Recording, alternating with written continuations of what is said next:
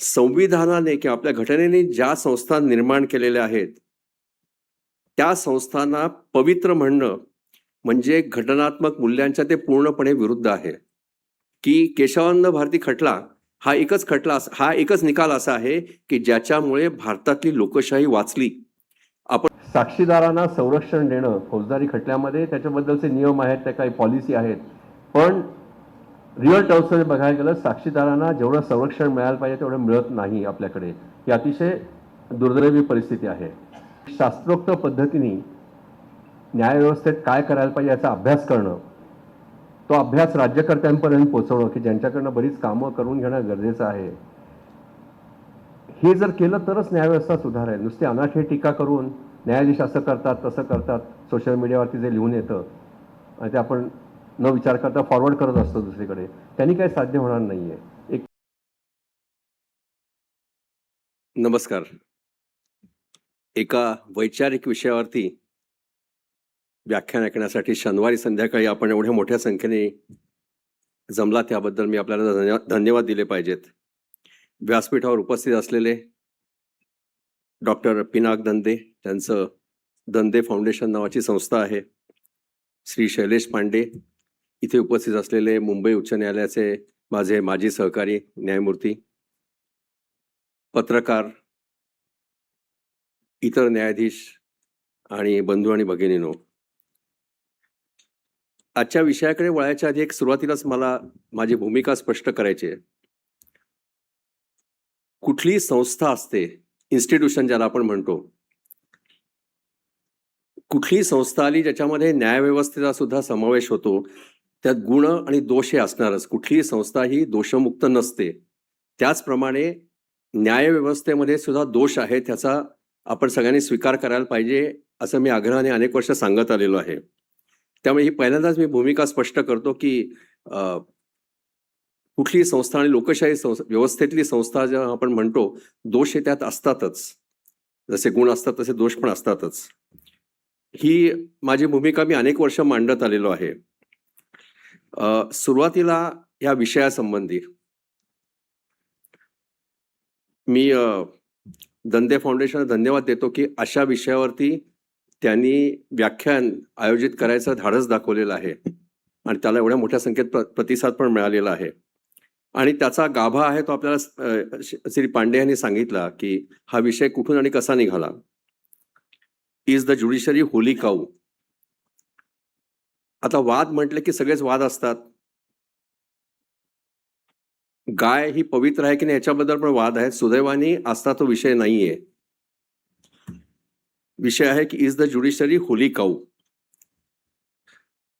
आता या विषयावरती माझं अगदी सुरुवातीला स्पष्ट मत मी मांडणार आहे, कारण एक आपण लक्षात ठेवलं पाहिजे की 26 जानेवारी 1950 भारताची राज्यघटना अंमलात आली आणि त्या घटनेखाली ही न्यायव्यवस्था तयार झालेली आहे. ब्रिटिश काळात पण होती, पण सर्वोच्च न्यायालय, उच्च न्यायालय किंवा जिल्हा न्यायालय, तालुका न्यायालय, त्या न्यायाधीशांच्या नेमणुकावर सगळं हे भारताच्या घटनेत समाविष्ट केलेलं आहे.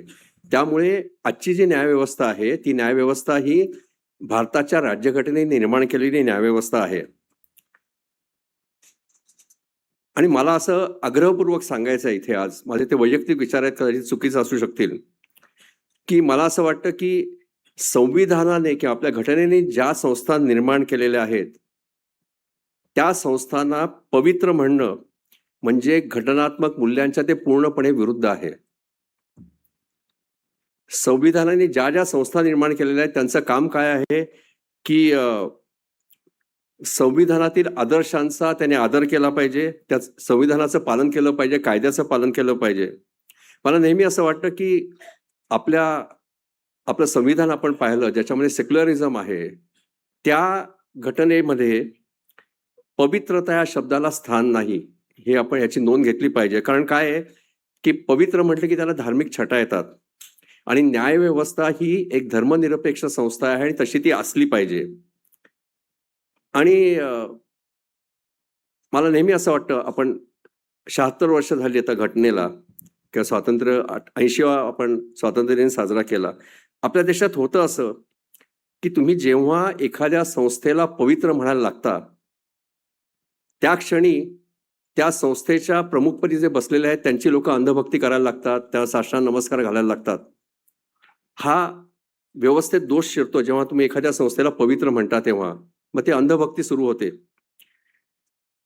आणि म्हणून तर डॉक्टर बाबासाहेब आंबेडकरांनी त्यांच्या शेवटच्या भाषणामध्ये 25 नोव्हेंबर 49 असं म्हटलं होतं की कुठलीही व्यक्तिपूजा ही आपल्याला ऱ्हासाच्या दिशेने किंवा हुकुमशाहीच्या दिशेने घेऊन जाते. आणि म्हणून मला असं प्रामाणिकपणे आपल्याला सांगायचं आहे, माझं असं स्पष्ट मत आहे की घटनेने निर्माण केलेल्या कुठल्याही संस्थेला आपण पवित्र स्थान देऊ नये.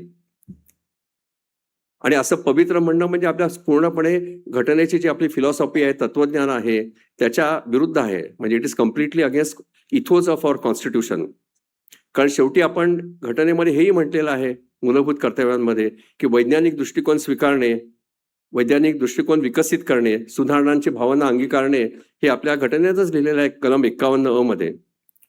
म्हणून मला असं वाटतं की न्यायव्यवस्था त्याचा उद्देश जर पाहिला आणि त्याचं घटनेतलं स्थान पाहिलं, समाजातलं त्याचं स्थान पाहिलं, तर मला असं वाटतं की न्यायव्यवस्था अशी एक आदर्श संस्था असायला पाहिजे की ज्यामध्ये कुठल्याही भीतीशिवाय, दडपणाशिवाय, पक्षपाताशिवाय संविधान आणि कायद्याचं रक्षण करेल अशी आपल्याला संस्था पाहिजे की जी संस्था कायद्याप्रमाणे कठोरपणे काम करेल. अशी आदर्श संस्था न्यायव्यवस्था असणं हे आपल्या घटनेचं उद्दिष्ट आहे. त्यामुळे सुरुवातीलाच मला असं वाटतं हा विषय जो आहे, तर मला असं वाटतं की न्यायव्यवस्थेला कोणी पवित्र म्हणूच नये. तसं म्हणणं म्हणजे घटनेच्या मूलतत्वांशी प्रतारणा होईल.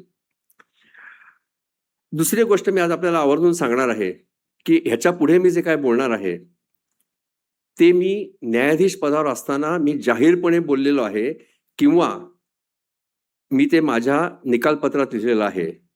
त्यामुळे निवृत्त झाल्यानंतर न्यायाधीशांना थोडंफार स्वातंत्र्य मिळतं. त्या स्वातंत्र्याचा उपभोग घेऊन मी आज काही बोलणार नाहीये. पूर्वी जे बोललेलो आहे तेच आज थोडंसं वेगळ्या शब्दात कदाचित बोलणार आहे, कारण ते मी इंग्रजीमध्ये बोललो असेल ते आज मराठीमधून बोलणार आहे. आणि एक गोष्ट मी सुरुवातीला आपल्याला सांगू इच्छितो, हा मुद्दा आता सुरुवातीला मांडला गेला की न्यायव्यवस्थेवर टीका करावी किंवा करू नये. मला असं नेहमी वाटतं की भारताच्या प्रत्येक नागरिकाला, हे माझ्या एका निकालपत्रात पण लिहिलेलं आहे मी, भारताच्या प्रत्येक नागरिकाला न्यायसंस्था जे निकाल देते त्या निकालांवर टीका करायचा मूलभूत अधिकार आहे. फक्त जी टीका करायची ती विधायक टीका असावी. म्हणजे मला नेहमी वाटतं की एखादं निकालपत्र आलं न्यायाधीशाने दिलेलं किंवा न्यायव्यवस्थेतून आलेलं, तर हे निकालपत्र मला आवडलं नाही ही टीका असू शकत नाही. त्या निकालपत्राचा अभ्यास करून ते निकालपत्र कसं चुकीचं आहे, घटनेच्या विरुद्ध आहे किंवा कायद्याच्या विरुद्ध आहे हे सांगणं ही सनदशीर टीका आहे आणि ती टीका करायचा प्रत्येकाला अधिकार आहे. आज आपण अशी प्रवृत्ती पाहतो की 500 पानी 1000 पानाची निकालपत्र येतात. मग त्याचा अभ्यास करायला कित्येकदा 2-2, 3-3 महिने लागतात. पण आपले अनेक नागरिक आपल्या मीडियामध्ये किंवा इतरही प्लॅटफॉर्म्सवरती न वाचता त्याच्यावर चर्चा करायला तयार असतात, त्याच्यावर टीका करायला तयार असतात. म्हणून मी पुन्हा एकदा आपल्याला आवर्जून सांगतो की न्याय निर्णयांविरुद्ध म्हणजे निकालांविरुद्ध विधायक टीका करायचा प्रत्येक नागरिकाला अधिकार आहे. पण अधिकार ही विधायक टीका असावी. त्याला दुसरं एक कारण आहे.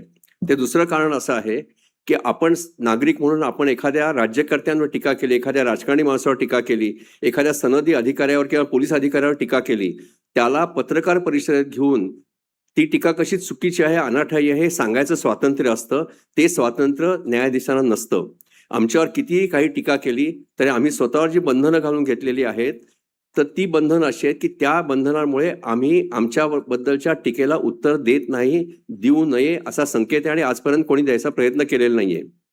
अजूनही मी निवृत्त जरी झालेलो असलो तरी माझ्यावर जर कोणी टीका केली त्याला मी उत्तर देत नाही, कारण तो संकेत आहे आमचा.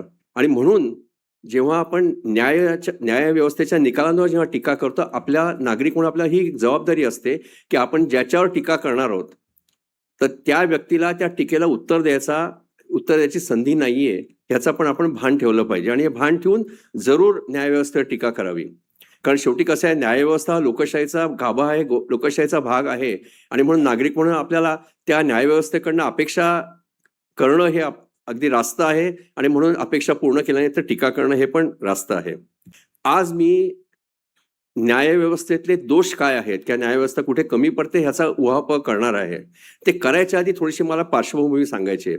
न्यायव्यवस्थेची स्थिती काय होती. मी 1983 साली ठाणे शहरातल्या जिल्हा व तालुका न्यायालयामध्ये वकिलीला सुरुवात केली. माझं सुदैव असं की माझे आजोबा आणि माझे वकील हे जिल्हा न्यायालयात वकिली करणारे वकील होते. त्यामुळे न्यायव्यवस्था मी जवळनं पाहिलेली आहे. लहानपणी सगळे संवाद ऐकलेले आहेत, विषयावरचे बरेच गोष्टी ऐकलेल्या आहेत न्यायव्यवस्थेबद्दलच्या. त्यावेळेची परिस्थिती इतकी वाईट होती की त्यावेळेला जे आपल्या जिल्हा न्यायालयात किंवा तालुका न्यायालयात न्यायाधीश असायचे त्यांना साधी दुचाकी म्हणजे एखादी मोटरसायकल किंवा स्कूटर घेणं पण परवडायचं नाही. इतके पगार कमी होते. शासकीय निवासस्थानं नव्हती आणि निवासस्थानं जरी असली तरी त्यांच्या पगारातलं 10% रक्कम त्याचं भाडं म्हणून वळती व्हायची. त्यावेळेला उच्च न्यायालयाचे जे न्यायाधीश होते आपल्याला कल्पना नसेल 1986 सालापर्यंत उच्च न्यायालयातल्या काम करणाऱ्या न्यायाधीशांना साधं सरकारी वाहन मिळायचं नाही. त्याला एक तर स्वतःची गाडी वापरायला लागायची.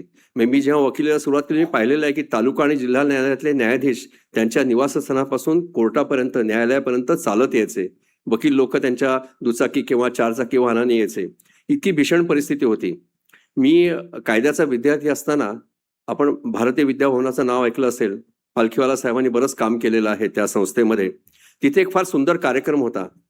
त्यावेळेला 1980 की 81 ची गोष्ट असेल, मला नक्की साल आठवत नाही. मार्गारेट थॅचर ज्या ग्रेट ब्रिटनच्या पहिल्या महिला पंतप्रधान होत्या, नुकत्याच निवृत्त झाल्या होत्या. तर त्या कार्यक्रमामध्ये नानी पालखीवालांनी असं सांगितलं, कारण ब्रिटनच्या पंतप्रधान माजी पंतप्रधान तिथे होत्या. त्यांनी सांगितलं की ईस्ट इंडिया कंपनीने ब्रिटिश सरकारकडे जेव्हा सत्ता दिली 1860 साली तेव्हा उच्च न्यायालयाच्या न्यायाधीशांना 3,500 रुपये पगार होता. तोच पगार 1980 पर्यंत होता. 1986 पर्यंत होता.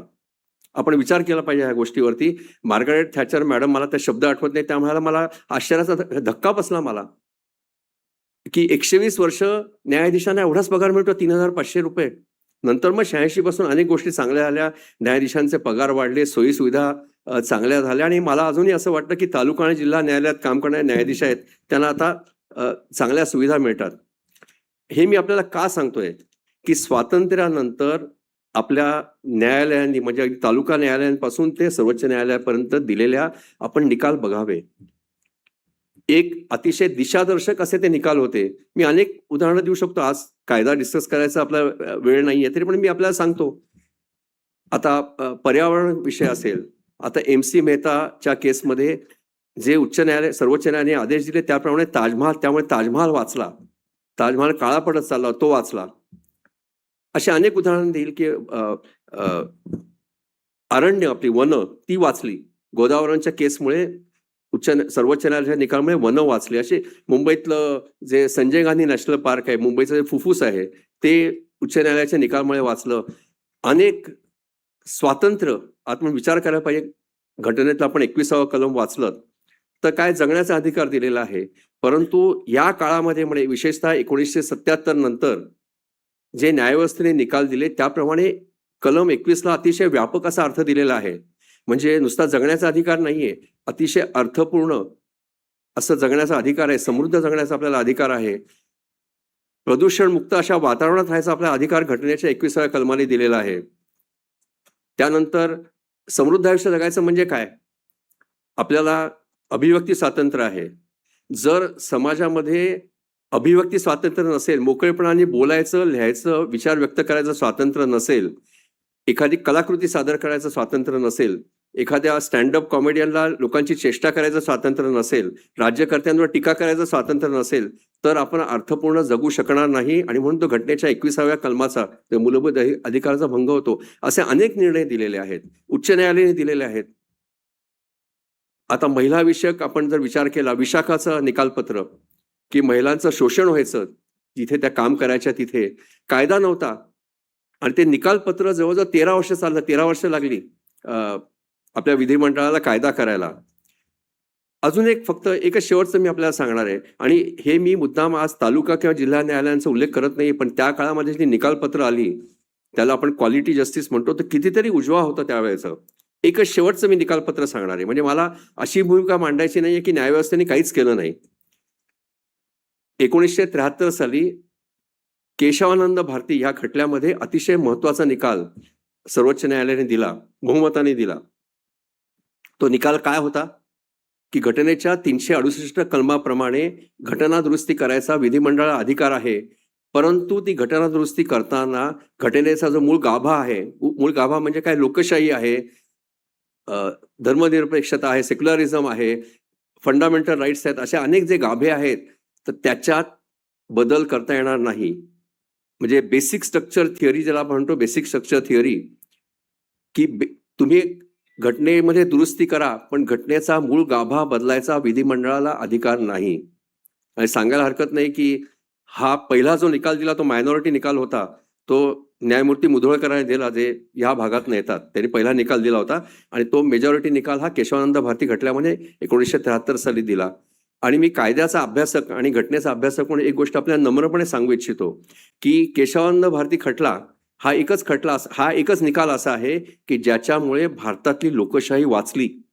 आपण भारताच्या डाव्या बाजूला आणि उजव्या बाजूला बघा काय चाललंय, ते लोकशाही वाचलेली नाही तिथे. या एका निकालामुळे लोकशाही वाचली. आणि थोडासा विनोदाचा भाग म्हणजे असं म्हणायचं की अजून तरी सर्वोच्च न्यायालयाने तो निकाल बदलायचा प्रयत्न केलेला नाहीये. एकदा प्रयत्न झाला जेव्हा न्यायमूर्ती बेग सर्वोच्च न्यायालयाचे मुख्य न्यायमूर्ती झाले 77 साली, त्यांनी अचानक एक 13 जणांचं खंडपीठ त्यांनी स्थापन केलं आणि त्यांनी सांगितलं की आता केशवानंद भारतीवर पुनर्विचार करायला पाहिजे. आणि त्यावेळेचे सगळ्या राज्यांचे ॲडव्होकेट जनरल, अटर्नी जनरल असे होते, प्रत्येकाने उठून सांगितलं की आम्ही मागितलेलं नाही, आमची मागणी नाही आहे, फेरविचार करावा. आणि म्हणून अर्ध्या तासात ते बेंच त्यांना रद्द करावं लागलं. त्यानंतर अजून तो सुदैवाने कोणी प्रयत्न केलेला नाही आहे. हे सांगायचं कारण असं आहे की अतिशय तुटपुंजा पगार मिळताना, साधनं नसताना त्या काळात आपल्या न्यायव्यवस्थेने अतिशय चांगले लोकाभिमुख असे निर्णय दिलेले आहेत. महिलांचे अधिकार असोत, मजुरांचे अधिकार असोत. आता बंगलोर वॉटर सप्लाय केस, याचा आता थोडासा सर्वोच्च न्यायालयाने त्यात बदल केला, म्हणून मी मगाशी उल्लेख केला की अजून तरी केशवानंद भारतीमध्ये बदल करायचा कोणी प्रयत्न केलेला नाही आहे. आता मजुरांचे हक्क जे आहेत, आता न्यायमूर्ती कृष्णा अय्यरांचा निकाल होता बंगलोर वॉटर सप्लाय, त्यांनी म्हणजे एम्प्लॉईची डेफिनेशन जी होती, वर्करची डेफिनेशन, त्याला खूप असं विस्तृत स्वरूप दिलं. त्यामुळे अनेक गरीब कामगारांना न्याय मिळाला. त्यात थोडासा आता परवा सुप्रीम कोर्टाने बदल केलेला आहे. आणि शेवटी एक मला जाताना 2 गोष्टी सांगायच्या आहेत. मी आता नंतर मग न्यायव्यवस्थेतली काय त्रुटी आहेत ते सांगणार आहे. केशवानंद भारती निकाल दिल्यानंतर मेजॉरिटी ज्यांनी व्ह्यू घेतला होता, 7 जण न्यायाधीश होते, त्यात ते 3 जण, 3 न्यायाधीशांना त्यानंतर 2 दिवसामध्ये त्यांची ज्येष्ठता डावलण्यात आली आणि दुसऱ्या एका न्यायमूर्तींना, ज्युनियर असलेल्या न्यायमूर्तींना मुख्य न्यायमूर्ती करण्यात आलं. न्यायमूर्ती हेगडे, शेलाट आणि ग्रोव्हर त्यांचं नाव. म्हणजे ह्या न्यायमूर्तींना माहिती होतं की आपण सत्तेला आपला मुख्य न्यायमूर्ती व्हायची संधी जाणार आहे, तरी त्यांनी तो निकाल दिला. जाता आता अजून एका निकालाचा उल्लेख मला करावा लागेल. तो निकाल आहे एडीएम जबलपूर वसेस शुक्ला. आणीबाणीच्या काळ्या दिवसांमध्ये राष्ट्रपतींनी आदेश काढले होते की घटनेचं 14व, 19व आणि 21व कलम आहे, ते त्या कलमाची अंमलबजावणी करण्याकरता कोर्टात जाण्याचा अधिकार होता. तो अधिकार हिरावून घेतला होता. आणि त्यावेळेला आपल्याला माहिती आहे अनेक राजकीय नेत्यांना तुरुंगात टाकलं होतं. तो मिसा नावाचा कायदा होता त्याखाली. तेव्हा मग उच्च न्यायालयामध्ये हेबियस कॉर्पसचे पिटिशन झाले निरनिराळ्या उच्च न्यायालयामध्ये. त्यात म्हणणं असं मांडलं होतं की जरी हे जे काही मूलभूत अधिकार आहेत, 21 वगैरे हे जे मूलभूत अधिकार आहेत, ते त्याची अंमलबजावणी करण्याचा जरी हक्क राहिला नसला तरी आपण मनुष्य प्राणी आहोत, आपल्याला नैसर्गिक हक्क आहे स्वातंत्र्याचा, तो हक्क आणीबाणीची तरतुदी लावून हिरावून घेतला जात नाही. सुदैवाने मुंबई उच्च न्यायालयाचे अनेक निकाल होते की त्यांनी म्हटलं हा नैसर्गिक हक्क आहे आणि त्यामुळे तुम्ही कायद्याचं पालन न करता कोणाला तरी तुरुंगात टाकलं तर त्याला सोडावं लागेल. इतर हायकोर्टाने विरुद्ध निकाल दिले आणि हा खटला 5 जणांच्या खंडपीठापुढे आला.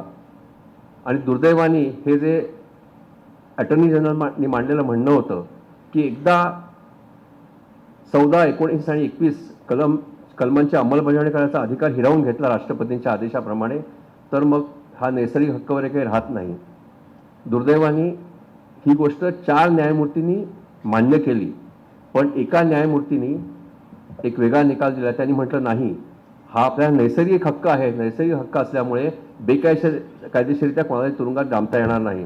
त्यांचं नाव होतं न्यायमूर्ती हंसराज खन्ना. त्यांच्या आत्मचरित्रात लिहिलेलं आहे की त्यांनी हे निकालपत्र लिहून इतर न्यायमूर्तींना वाचायला पाठवलं. त्यानंतर ते त्यांच्या पत्नी आणि त्यांच्या बहिणीला घेऊन हरिद्वारला गेले होते. अतिशय धार्मिक होते ते. आणि हरिद्वारला त्या नदीकाठी बसलेला असताना त्यांनी शांतपणे स्वतःच्या पत्नीला आणि बहिणीला सांगितलं की आज मी जो निकाल दिलेला आहे त्यामुळे मला सर्वोच्च न्यायालयाच्या मुख्य न्यायमूर्ती पद मला गमावावं लागणार आहे, मला ते पद देणार नाहीत, मी जरी ज्येष्ठतेप्रमाणे होणार असलो तरी. तसंच झालं. त्यांची सेवाज्येष्ठता डावलण्यात आली आणि त्यांनी त्यावेळेला राजीनामा दिला आणि म्हणूनच हे सगळं कॉलेजियम वगैरे झालं तर त्याच्यामुळे झालं. म्हणजे मी आपल्याला कल्पना काय देतोय की मला न्यायव्यवस्था खूप वाईट आहे असंही चित्र रंगवायचं नाही आहे. आणि ह्या गोष्टींचं आपण सगळ्यांनी भान ठेवलं पाहिजे, न्यायव्यवस्थेने आपल्याकरता काय केलं आहे ते. आणि नुसतं एवढंच नाही, आता आपल्याकडे टेनन्सी काय, विदर्भ टेनन्सी ॲक्ट होता, बॉम्बे टेनन्सी ॲक्ट होता, कसेल त्याची जमीन. आता ह्या विषयावरती मुंबई उच्च न्यायालयाने इतके चांगले निर्णय दिलेले आहेत आणि खरोखरच कसेल त्याची जमीन ही संकल्पना जी होती, म्हणजे घटनेतली संकल्पना होती, त्याची पूर्णपणे अंमलबजावणी झाली. की आपल्याकडे रेंट कंट्रोल कायदे होते की ज्याच्यामध्ये भाडेकरूंना संरक्षण द्यायला पाहिजे होतं, त्याविषयी अतिशय महत्त्वाचे निकाल आपल्या न्यायालयाने दिलेले आहेत. आता आपण बोलूया न्यायव्यवस्थेपुढच्या समस्यांबद्दल. एक विधान मी केलं होतं आणि अनेक वेळा केलेलं आहे, आजही पुन्हा तेच करणार आहे. ते विधान असं की मी न्यायव्यवस्थेत आलो 2003 मध्ये, त्यावेळेला 50 वर्ष होऊन गेली होती घटना अस्तित्वात येऊन. त्यामुळे माझं मत असं आहे की सध्याच्या एकंदरीत पार्श्वभूमीवरती की आपली न्यायव्यवस्था, त्या न्यायव्यवस्थेकडून सर्वसामान्य माणसाच्या ज्या अपेक्षा होत्या त्या अपेक्षा पूर्ण करू शकलेली नाही. आणि दुसरं एक विधान मी आपल्यापुढे करणार आहे की judiciary is facing crisis of credibility, विश्वासार्हतेचं संकट निर्माण झालेलं आहे. आपल्याला असं वाटेल की मी आता निवृत्त झालो आहे म्हणून मी बोलतोय, अनेक वेळा बोललेलं आहे न्यायाधीश असताना. फक्त मुद्दाम उल्लेख करायचा, पत्रकार मंडळी आहेत म्हणून त्यांच्याकरता सांगतोय की 4 सप्टेंबर 2021ला नुकतीच माझी सर्वोच्च न्यायालयात नियुक्ती झाली होती. बंगलोरच्या वकील संघटनेने माझा आणि न्यायमूर्ती नागरत्न यांचा विधान परिषदेच्या बँक्वेट हॉलमध्ये सत्कार केला. त्या सत्कारामध्ये मी हे वाक्य आवर्जून 2दा नाही 3दा सांगितलं होतं की judiciary is facing crisis of credibility. म्हणजे मी हे कायम बोलत आलेलं आहे, काही नवीन नाही आहे. आणि मी असं त्याला मानतो नेहमी की असं का परिस्थिती आली, ह्या परिस्थितीला न्यायव्यवस्थेशी जे संबंधित आहेत, म्हणजे न्यायाधीश आहेत, वकील आहेत आणि राज्यकर्ते थोड्याफार प्रमाणात, ज्याच्यामध्ये मी स्वतःलाही सामील करतो कारण मी न्यायाधीश होतो या व्यवस्थेमध्ये, आपण सर्वजण जबाबदार आहोत की अशी परिस्थिती का निर्माण झाली. आता त्याची कारण मीमांसा मी आपल्याला सांगणार आहे. आता एक कारण मी आपल्याला सांगू इच्छितो, कदाचित ते चुकीचं असेल, की मी आता अनेक वर्ष मी कायद्याचा विद्यार्थी असल्यापासून अनेक परिसंवाद व्हायचे मुंबईमध्ये. निरनिराळे मोठमोठे म्हणजे नरिमन साहेब यायचे, सोराबजी, निरनिराळे मोठमोठे न्यायाधीश यायचे आणि न्यायव्यवस्थेविषयी चर्चा व्हायची. आणि त्या चर्चेचा सूर असाच असायचा की थोडीशी आत्मसंतुष्टता त्याच्यामध्ये असायची की असं म्हटलं जायचं त्याच्यामध्ये की सर्वसामान्य माणसाचा न्यायव्यवस्थेवर खूप विश्वास आहे, असं म्हणून आम्ही न्यायव्यवस्थेत काम करणारे वकील किंवा न्यायाधीश असो, आम्ही स्वतःची पाठ थोपटून घ्यायचो. आणि हे करत असताना एक महत्त्वाची गोष्ट झाली, त्यामुळे आपल्या न्यायव्यवस्थेत दोषांकडे आपलं दुर्लक्ष झालं, स्वतःचंच कौतुक आपण करत राहिलं असल्यामुळे. ती एक प्रमुख कारण आहे. दुसरं एक प्रमुख कारण म्हणजे आपण अनेक वकील मंडळी आहेत, अनेक वेळा कायदेविषयक परिसंवाद होतात. आपण कशावर बोलतो त्यावेळेला की सर्वोच्च न्यायालयाची काय स्थिती आहे, उच्च न्यायालयाची काय स्थिती आहे. आणि आता नवीन एक प्रथा आहे, आता हल्ली आपण आर्बिट्रेशनबद्दल बोलतो, कमर्शियल लिटिगेशनबद्दल बोलतो. एवढं सगळं बोलत असताना आपली एक मोठी चूक अशी झाली की आपल्या न्यायव्यवस्थेचा जो गाभा आहे ती म्हणजे आपली तालुका व जिल्हा न्यायालय आहेत. त्या न्यायालयांकडे आपण पूर्णपणे दुर्लक्ष केलं. त्या न्यायालयांकडे जेवढं लक्ष द्यायला पाहिजे होतं, कारण आपण एक लक्षात ठेवायला पाहिजे होतं की ही जी काही न्यायव्यवस्थेतला ही जी कोर्ट आहेत, म्हणजे तालुका न्यायालय, जिल्हा न्यायालय, ही सामान्य माणसांची न्यायालय आहेत. सामान्य माणूस तिथे अतिशय आशेने तिथे न्यायाकरता जातो आणि फारच थोड्या व्यक्ती अशा असतात की ज्या उच्च न्यायालय किंवा सर्वोच्च न्यायालयापर्यंत धाव घेऊ शकतात. आज आपल्याकडे फार चांगली आता एक सोय झालेली आहे, नॅशनल ज्युडिशियल डेटा ग्रीड. त्याच्यावरती न्यायव्यवस्थेत म्हणजे आपल्या तालुका आणि जिल्हा न्यायालयात किती केसेस प्रलंबित आहेत, उच्च न्यायालयात किती केसेस प्रलंबित आहेत, कुठल्या बेंचवर किती केसेस प्रलंबित आहेत, कुठल्या सर्वोच्च न्यायालयात किती केसेस प्रलंबित आहेत, ह्याचं कायम आकडेवारी रोज येत असते. रिअल टाईम अपडेशन आपण म्हणतो त्याचं केलं जातं. आता कालची जी आकडेवारी आहे ती अशी दाखवते की तालुका आणि जिल्हा न्यायालयामध्ये भारतामध्ये जवळजवळ 5 कोटी केसेस पेंडिंग आहेत. त्यातल्या जास्ती केसेस आहेत 60-70% ह्या फौजदारी आहेत आणि त्यातल्या जवळजवळ 25% केसेस अशा आहेत की त्या 5 वर्षापेक्षा जुन्या आहेत. तर ही परिस्थिती आपल्याला आकडेवारीतनं दिसते. आकडेवारी कधी कधी फसवी पण असू शकते, पण जेव्हा आपण खटल्यांचा विचार करतो, किती खटले प्रलंबित आहेत, आकडेवारी कधी चुकीची नसते, ती आपल्याला योग्य दिशाच दाखवत असते. आता सुरुवातीला मी हाच फक्त प्रश्न आपल्यापुढे मांडणार आहे की ही अशी का परिस्थिती उद्भवली आणि मग चित्रपटांवर आपली चेष्टा केली जाते. आणि खरं आहे ती गोष्ट, तारीख पे तारीख आपल्या कुठल्या तरी चित्रपटातला तो प्रसिद्ध डायलॉग आहे आणि तो आपण सगळेजण वापरतो, सामान्य नाही का वापरत असतो, तारीख पे तारीख. आता याची कारणं काय? त्याची कारणं अशी आहेत की न्यायाधीशांची संख्या आणि लोकसंख्या याचं व्यस्त प्रमाण, आणि हे पुराव्यानिशी सिद्ध करता येतं. आणि हे मी पुन्हा एकदा सांगतो, हे फक्त मी तालुका आणि जिल्हा न्यायालय, जी सामान्य लोकांची न्यायालय त्याच्याबद्दल बोलतोय. 2002 मध्ये सर्वोच्च न्यायालयाने एक आदेश दिला. त्याच्यामध्ये एक संकल्पनेची चर्चा होती, judge to population ratio. Judge to population ratio म्हणजे काय की 10 लाख, 1 मिलियन लोकसंख्यामध्ये 10 लाख लोकसंख्येला किती न्यायाधीश असावेत. आणि त्या छोटंसं निकालपत्र आहे, त्याच्यात उल्लेख आहे की अमेरिकेत काहीतरी 113 होते, इंग्लंडमध्ये असे 100 होते, ऑस्ट्रेलियात 97 होते, म्हणजे 10 लाख लोकसंख्येला. त्यावेळेला भारतात 13 किंवा 14 होते फक्त.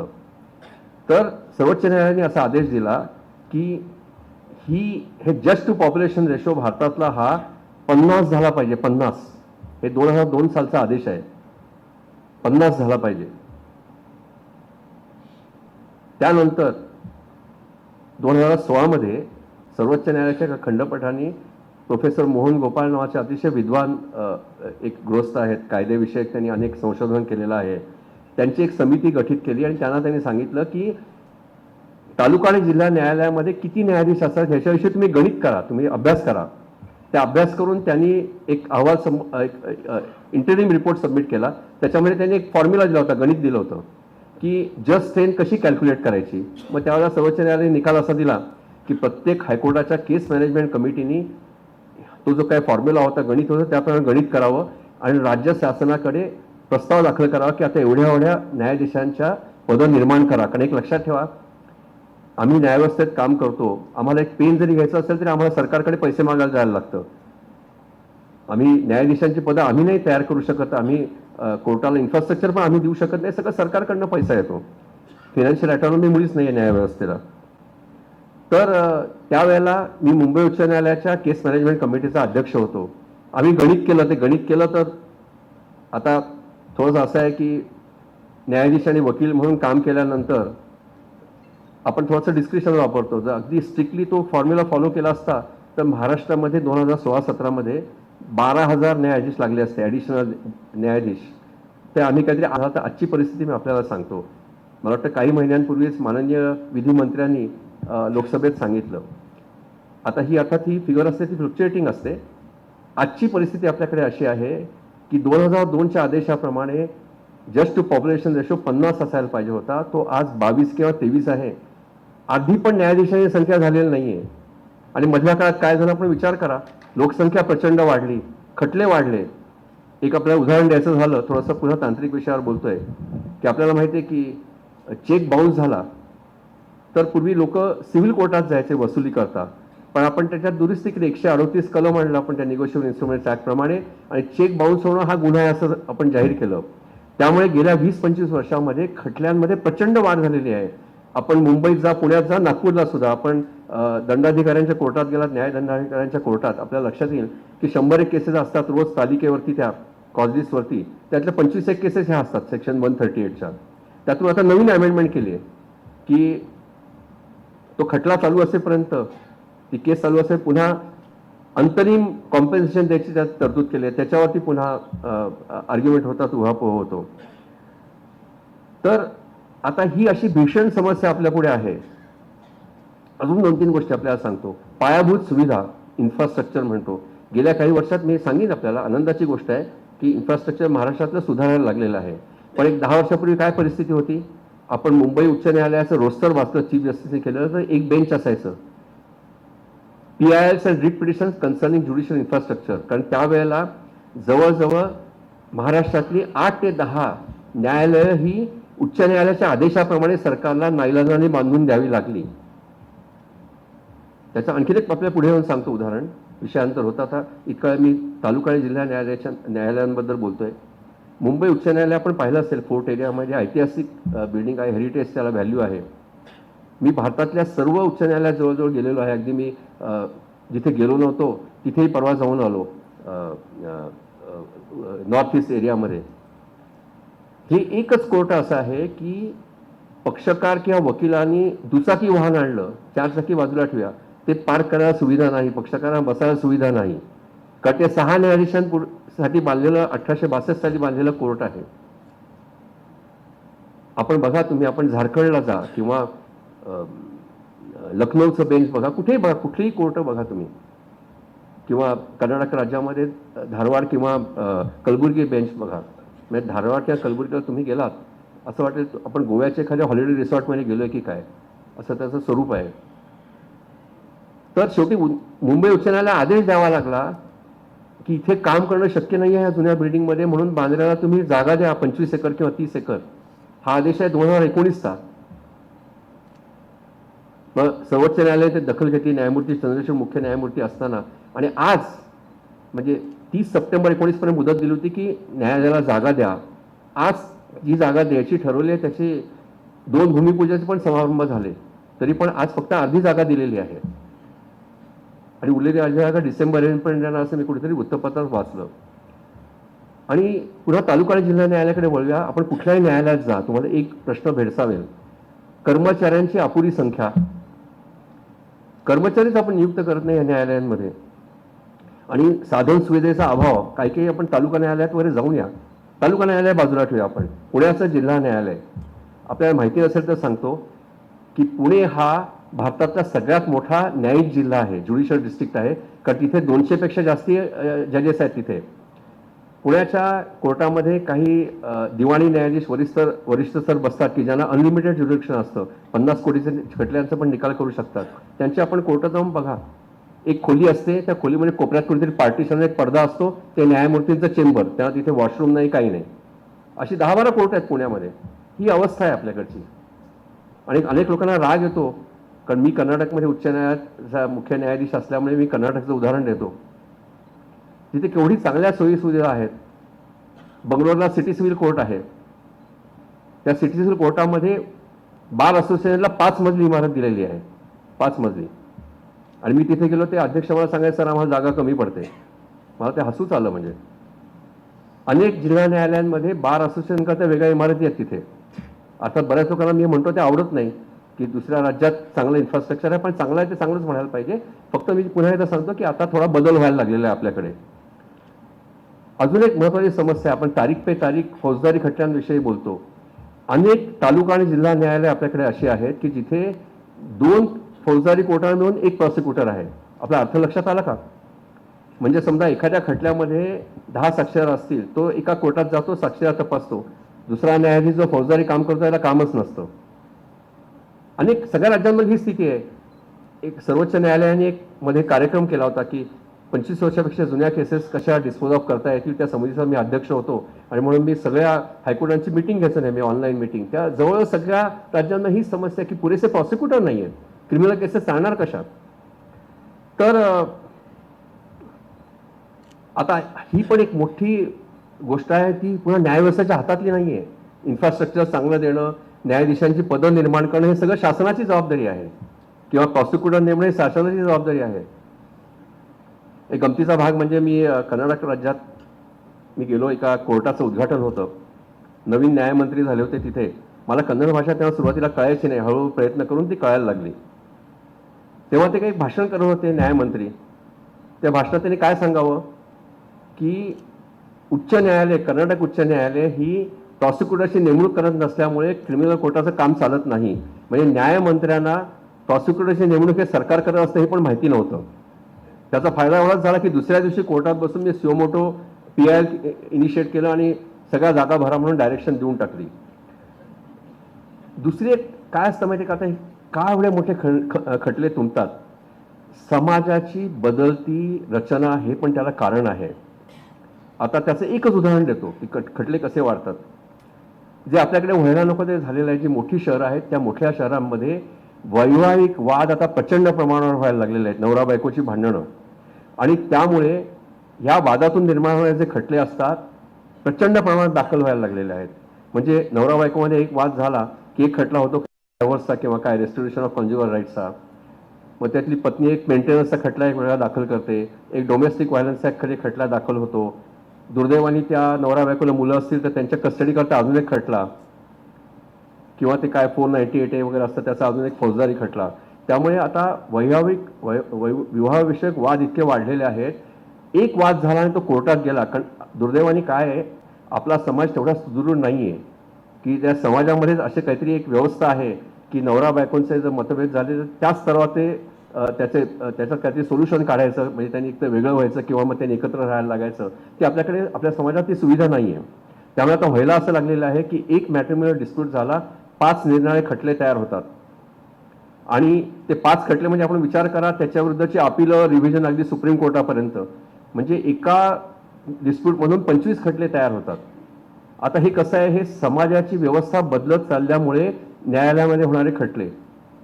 आता दुसरी गोष्ट म्हणजे गुन्ह्यांची वाढती संख्या. शेवटी गुन्हा झाला की तो शेवटी ती केस चालायला न्यायालयातच येणार आहे. आणि तिथे दुसरा एक आपला महत्त्वाचा मुद्दा आपण नजरेआड करू शकणार नाही, ते म्हणजे साक्षीदारांना संरक्षण देणं फौजदारी खटल्यामध्ये. त्याच्याबद्दलचे नियम आहेत, त्या काही पॉलिसी आहेत. पण रिअल टर्म्समध्ये बघायला गेलं साक्षीदारांना जेवढं संरक्षण मिळायला पाहिजे तेवढं मिळत नाही आपल्याकडे. ही अतिशय दुर्दैवी परिस्थिती आहे. अजून एक तर आता हे जे सगळे विषय आहेत ना, आता ह्या गोष्टी आहेत त्या न्यायव्यवस्थेच्या कंट्रोलच्या बाहेरच्या आहेत. कारण मी जरी मुख्य न्यायाधीश होते का राज्याचा, मी आदेश नाही देऊ शकत की तुम्ही आता 100-500 नवीन न्यायाधीशांची पदं निर्माण करा. तो राज्य शासनाचा अधिकार असतो. आणि आपण बघा की की न्यायाधीशांची संख्या 50 असायला पाहिजे 10 लाखाच्या लोकसंख्येकरता. आपल्या समाजातला विरोधाभास बघा. आपण खंडपीठाकरता खूप मोठं आंदोलन करतो, करायलाच पाहिजे. औरंगाबाद करता केलं ते योग्य होतं, कोल्हापूर करता केलं ते पण योग्य होतं, करायलाच पाहिजे. पण कुठल्याही वकील संघटनेने न्यायाधीशांची संख्या वाढवा म्हणून आंदोलन करत नाहीत. कुठल्या तरी अतिशय छोट्या कारणाकरता न्यायालयांवर बहिष्कार घालण्यात येतो, जो क्रिमिनल कंटेम्प्ट आहे तरी पण तो घालण्यात येतो आपल्याकडे. पण कुठल्याही वकील संघटनेने, मी मुद्दाम बार कौन्सिल ऑफ इंडियाचं नाव घेणं टाळतो याच्यामध्ये, आपल्याला माहिती आहे कारण काय ते. कोणीही मागणी केलेली नाहीये की आम्ही आंदोलन करतो की न्यायाधीशांची संख्या वाढवा. कोणी आंदोलन करत नाही. राजकीय वर्ग आहे तो तर करणारच नाही, पण वकील वर्ग नाही करत, कोणीच करत नाही. ही पण एक मोठी समस्या आहे की न्यायालयांना न्यायाधीशांची संख्या वाढवा, इन्फ्रास्ट्रक्चर द्या, कर्मचारी वर्ग द्या, ह्याच्याकरता आंदोलन करायची गरज आहे. कदाचित खंडपीठांकरता आंदोलन होतं त्याला राजकीय पाठबळ असतं. ते राजकीय पाठबळ अशा तऱ्हेच्या विषयांना मिळणार नाही म्हणून आंदोलनं होत नसतील. आता हे प्रत्येकाने ठरवायचं का होत नाहीत ते मी फक्त आपल्याला नजरेला आणून देतो. तर हे जे सगळे विषय आहेत ना, आणि पुढच्या विषयाकडे जायच्या हेही सांगून टाकतो. आता उच्च न्यायालय आणि सर्वोच्च न्यायालयातले खटले का वाढतात? दोष आमचा पण आहे. ज्या वेगाने आम्ही खटल्या निकाल द्यायला पाहिजे देत नाही, तिथेही पुन्हा न्यायाधीशांची संख्या अपुरी वगैरे वगैरे बरेच विषय आहेत. पण आपल्याकडे दुर्दैव असं आहे की सर्वोच्च न्यायालय आणि उच्च न्यायालयामध्ये सगळ्यात मोठा पक्षकार कोण असतो तर राज्य आणि केंद्र सरकार, त्यांच्या सगळ्या संस्था, म्हणजे म्युन्सिपल कॉर्पोरेशन, महामंडळ वगैरे. कारण ज्याला आपण म्हणतो ना डिसिजन मेकिंगचा अभाव आहे. एखादा निर्णय विरुद्ध गेला त्याच्याविरुद्ध अपील करायला नको, हा डिसिजन घेतला जात नाही. हे आपल्या व्यवस्थेतलं एक दुर्दैवी गोष्ट आहे. मी साधं उदाहरण देतो. कुठलाही पुरावा नाही म्हणून एखाद्या आरोपीची सुटका होते, पण कोणतरी त्याचा विचार करायला पाहिजे, ह्याच्याविरुद्ध अपील अगेन्स्ट ॲक्विटल करून काही होईल का, तो विचार केला जात नाही. भराभर अपील अगेन्स्ट ॲक्विटल केली जातात. शेवटी न्यायालयावरचं बर्डन वाढतं. फक्त टॅक्सच्या बाबतीमध्ये मात्र सेंट्रल गव्हर्नमेंटने चांगले निर्णय घेतलेले आहेत की डिस्प्युटेड अमाऊंट एक पर्टिक्युलर असेल, त्याच्यापेक्षा कमी असेल त्याच्याविरुद्ध अपील करायचं नाही वगैरे, ते निर्णय आहेत. पण आणि दुर्दैवाने काय झालं माहिती आहे का, की छोट्या छोट्या कारणाकरता लोकांना न्यायालयात जावं लागतं.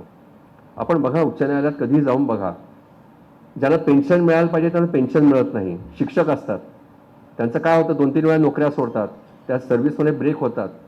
तर ते ब्रेक कंडोन करायची पॉवर आहे गव्हर्नमेंटला, केली जात नाही. कोर्टात गेल्याशिवाय केली जात नाही. मराठवाड्यात आपण जाऊन बघा.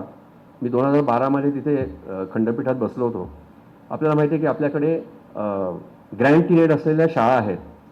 त्या शाळांमध्ये शिक्षकाची नियुक्ती करायची असेल तर त्या शिक्षकाच्या नियुक्तीला जिल्हा परिषदेचे शिक्षणाधिकाऱ्यांची मंजुरी मिळाल्याशिवाय त्या शिक्षकाचा पगार चालू होत नाही. औरंगाबाद खंडपीठात मी 2012 बसलो. रोज 10 खटले यायचे की त्या शिक्षणाधिकाऱ्यांकडे अर्ज प्रलंबित आहे मान्यता देण्याकरता, ते देत नाही आहेत म्हणून तुम्ही आदेश द्या. कित्येकदा असं होतं की एखादा माणूस एखादी मिळकत विकत घेतो, त्याचं नाव त्या रेव्हेन्यू रेकॉर्डला लागत नाही कायदा असला तरी सुद्धा, म्हणून त्याला कोर्टात यावं लागतं. तर उच्च न्यायालयाचा जर विचार केला आपण तर तो व्यवस्थेतला दोष असा आहे की ज्या पद्धतीने प्रशासनाचा कारभार व्हायला पाहिजे तो होत नाही. त्याच्यामुळे अगदी छोट्या छोट्या मुद्द्यांवरती लोकांना न्यायालयात रिट अर्ज करून धाव घ्यावी लागते. ही अतिशय दुर्दैवाची गोष्ट आहे. त्याचप्रमाणे जामिनाचा कायदा आहे, तो पण कायदा अगदी खरं सरळ आहे, परंतु जिथे जामीन द्यायला पाहिजे तिथे सेशन्स कोर्टात किंवा हायकोर्टात जामीन मिळत नाही. सगळ्यांना सर्वोच्च न्यायालयापर्यंत जावं लागतं. आपण बघा सर्वोच्च न्यायालयातले सोमवार आणि शुक्रवारचे आपण खटले पाहिलेत. जवळजवळ 25% जे खटले असतात प्रत्येक बेंचचे फ्रेश मॅटर्स घेतात ते सगळे हे जामिनाचे असतात, जामीन मिळाला नाही म्हणून असतात. तर त्याच्यामुळे ह्या पण गोष्टी आहेत, त्याच्यामुळे खटल्यांची संख्या वाढते. जे आमच्या हातात आहे ते आम्ही करत नाही.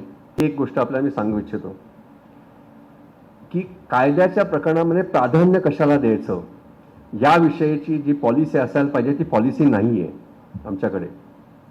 मध्ये एक फतवा आला मी वकील असताना की 60 वर्षाच्या पेक्षा ज्यांचं वय आहे त्यांच्या खटल्याला प्राधान्य देण्यात यावं, काय 6 महिन्यात वर्षभरात संपवावे.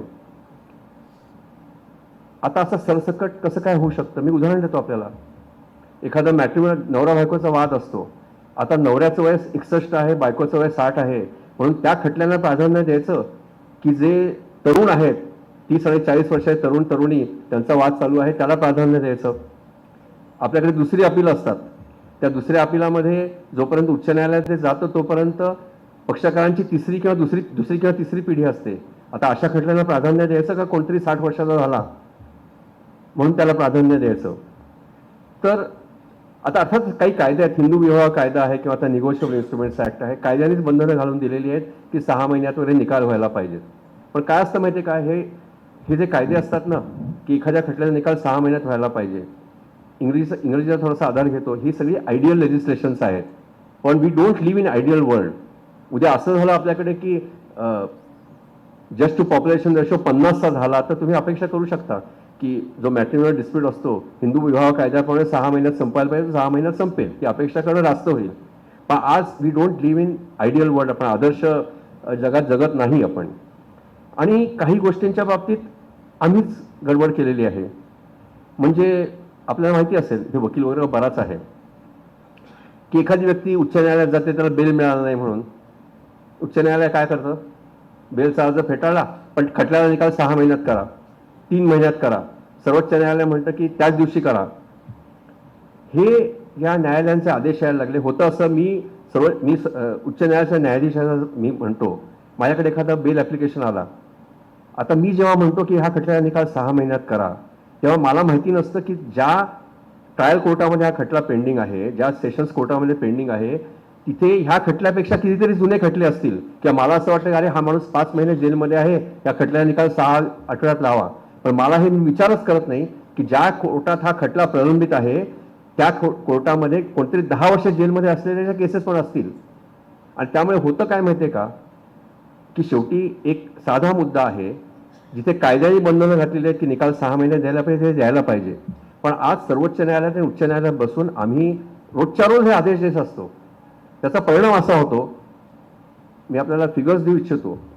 मी बऱ्याच वेळा डिस्ट्रिक्ट कोर्टामध्ये सिव्हिल खटल्यांमध्ये, सिव्हिल अपिलामध्ये जे हारतात लोक, त्यातले फक्त 70% लोक उच्च न्यायालयात जातात. परवडत नाही.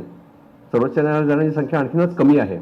म्हणजे ज्यांना मोठमोठे वकील करता येतात, जे वरच्या कोर्टात जायचं, वरच्या कोर्टाने आदेश घ्यायचा, या खटल्याचा निकाल 6 महिन्यात करा, 3 महिन्यात करा, डे टू डे हिअरिंग घ्या.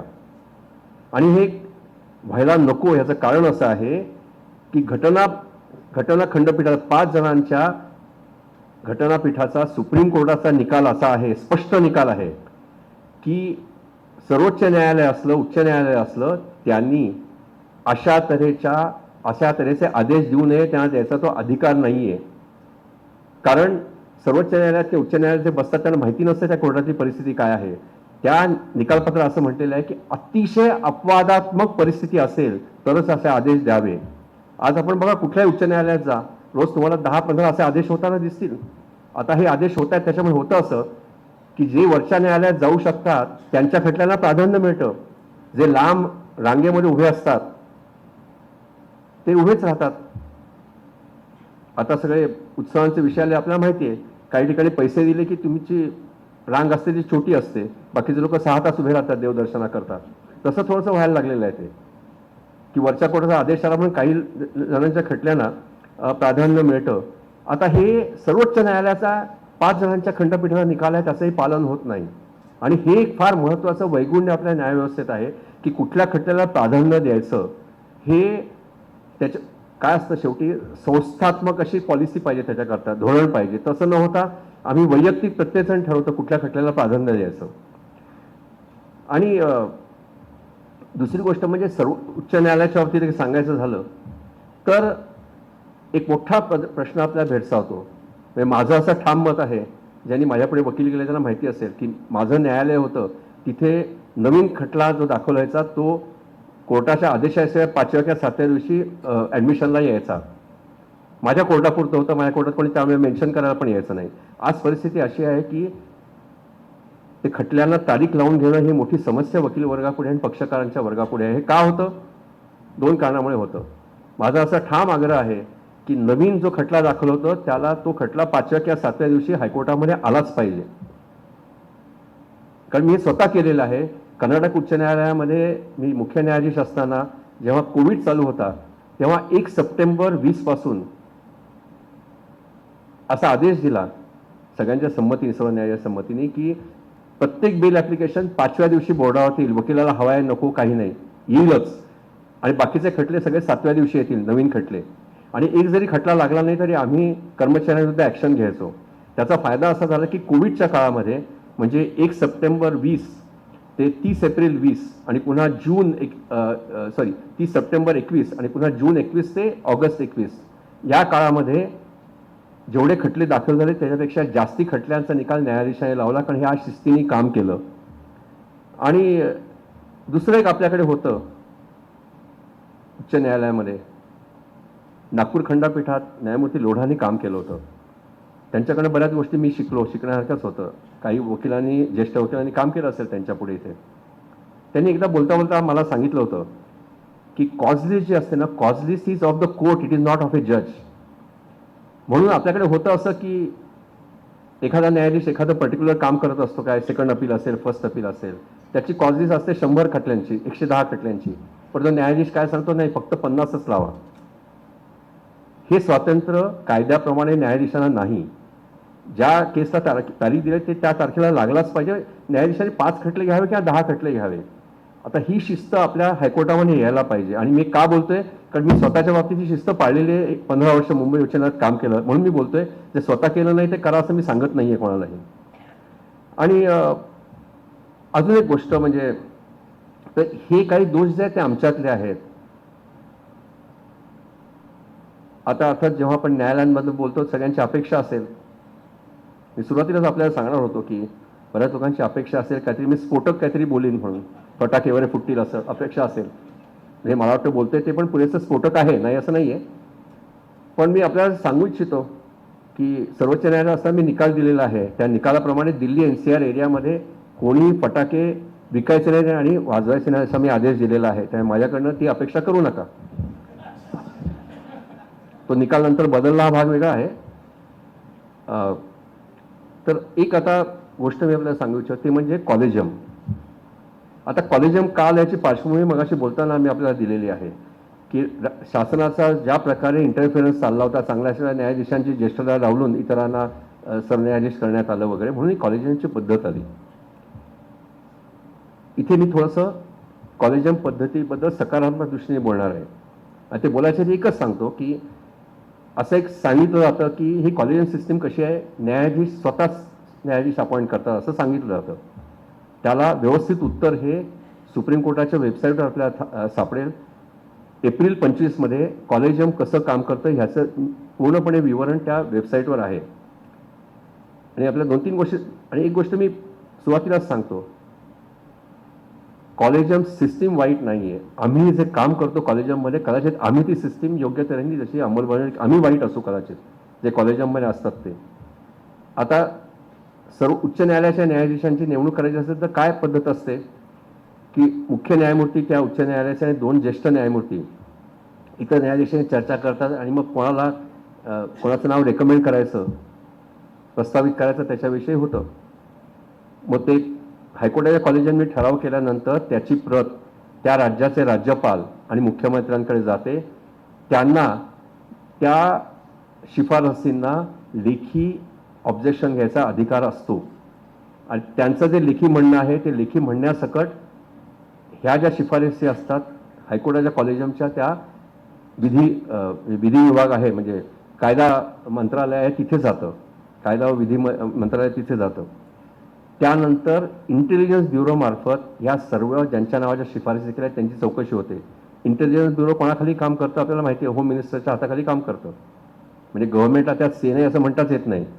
आणि मग तो इंटेलिजन्स ब्युरोचा रिपोर्ट आल्यानंतर केंद्र सरकारचं म्हणणं त्या उमेदवारांबद्दलचं ते लेखी दिलं जातं. म्हणजे राज्य शासनाचे आक्षेप, केंद्र शासनाचे आक्षेप आणि इंटेलिजन्स ब्युरोचा रिपोर्ट हे सगळं सुप्रीम कोर्टाच्या कॉलेजियम पुढे येतं आणि त्याच्यानंतर सुप्रीम कोर्ट कॉलेजियम निर्णय घेतं की या न्यायाधीशांची शिफारस जी केलेली आहे हायकोर्टाच्या कॉलेजियमनी ती मंजूर करायची की नाही. त्यामुळे प्रत्येक स्टेजला ह्याच्यामध्ये राज्य शासन आणि केंद्र शासनाचं म्हणणं ऐकलं जातं. उद्या केंद्र शासनाने जे इंटेलिजन्स ब्युरो आहे त्यांनी एखाद्याबद्दल लिहिलं की हा माणूस लायक नाही, त्याची इंटिग्रिटी डाऊटफुल आहे वगैरे, तर त्यांची नियुक्ती होत नाही. सर्वोच्च न्यायालयाचं कॉलेजियम नियुक्ती करत नाही. ते आपण घेतलं पाहिजे, ते आपण लक्षात घेतलं पाहिजे. आता कॉलेजियमच्या नियुक्त्या आम्ही योग्य पद्धतीने करतो की नाही वगैरे हा वादाचा मुद्दा आहे. आणि मी म्हणतो असं की कित्येकदा आम्ही जे कॉलेजियममध्ये बसतो आमच्याकडनं चुका झाल्या असतील, नाही असं नाही, पण म्हणून त्याची अंमलबजावणी योग्य होत नाही म्हणून ती सिस्टीम वाईट होत नाही. आणि मला नेहमी असं वाटतं कॉलेजियमची पद्धती सुधारणा व्हायला पाहिजे. आणि जोपर्यंत अजून एखादी पद्धत, अजून एखादी नवीन सिस्टीम इमर्ज होत नाही की ज्या सिस्टीमप्रमाणे अतिशय निपक्षपातीपणे कुठलाही शासनाचा इंटरफेरन्स न होता न्यायाधीशांच्या नियुक्त्या करता येतील, अशी जर सिस्टीम उद्या इव्हॉल्व्ह झाली तर मग कॉलेजियम सिस्टीम बदलायला हरकत नाही. पण तोपर्यंत जर बदलली तर आज हस्तक्षेप आहेच, तो हस्तक्षेप आणखीन वाढेल. आता प्रत्यक्षात काय होत आहे मी मी आपल्याला सांगणार आहे. हे माझ्या निकालपत्रात पण लिहिलेलं आहे. आज होत आहे असं की मुख्य न्यायमूर्ती एखाद्या चांगल्या खूप प्रॅक्टिस असलेल्या वकिला सांगतात तुम्ही न्यायाधीश व्हा, त्याचं नाव पाठवलं जातं.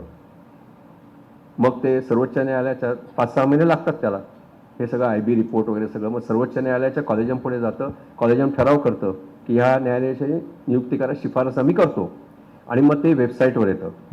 आता वेबसाईट आल्याचा परिणाम काय होतो की तो जो वकिली करत असतो त्याच्याकडे येणारे पक्षकार बंद होतात. कारण ते पाहतात ना की हा माणूस आता हायकोर्ट जज होणारे, उच्च न्यायालयाचा न्यायाधीश होणार, त्याच्याकडे कशाला काम द्यायचं.